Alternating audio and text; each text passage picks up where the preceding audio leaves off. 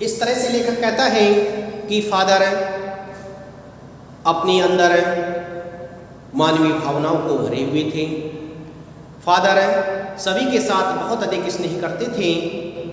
वह जिससे मिलते थे उसके लिए बहुत ही प्रेम के साथ अपने गले से लगाते थे। फादर मानवीय भावनाओं से पूरी तरह से भरे हुए थे। लेखक कहता है कि उन्हें जब हम याद करते हैं तो उनकी याद हमारे लिए इस तरह से लगती है कि जैसे हम शांत संगीत को सुन रहे हैं। जब वह हमारी गोष्ठियों में आते थे, हमारे उत्सवों में आते थे, तो बड़े भाई की तरह हमारा मार्गदर्शन करते थे। लेखक कहता है कि मुझे आज भी वह दिन याद है जब मेरा बच्चा और फादर का उसके मुख में पहली बार अन्न डालना आज भी मुझे याद आता है।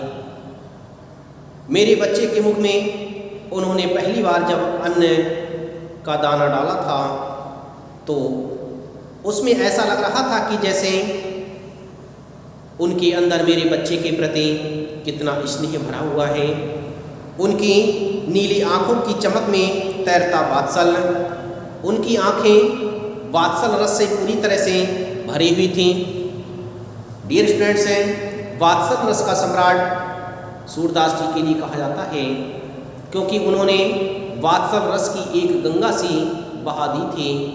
उन्होंने अपनी रचनाओं में माता यशोदा का भगवान श्री कृष्ण के प्रति स्नेह वात्सल्य रस के रूप में प्रकट किया है।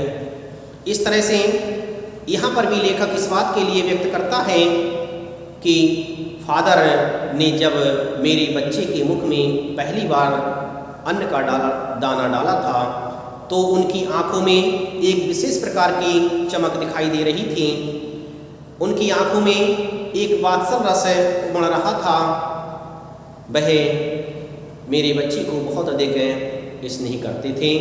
उनकी आँखों में वात्सल्य रस की चमक इस तरह से प्रतीत हो रही थी जैसे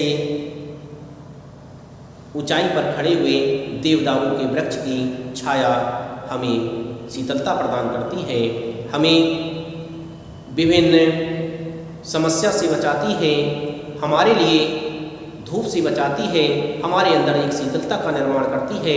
उसी तरह से फादर की आँखें जिनमें वात्सल्य रस भरा हुआ था वो हमारे लिए शीतलता प्रदान कर रही थी, एक विशेष प्रकार की खुशी प्रदान कर रही थी। इस तरह से मैंने आपको इतना चैप्टर अच्छी तरह से पढ़ा दिया है। मुझे पूर्ण विश्वास है कि आपने इसे अच्छी तरह से पढ़ा एवं समझा होगा। अब मैं आपको शेष चैप्टर अगली वीडियो में पढ़ाऊँगा। इसे आप जो भी मैंने आज पढ़ाया है उसे आप अच्छी तरह से पढ़ें और समझें।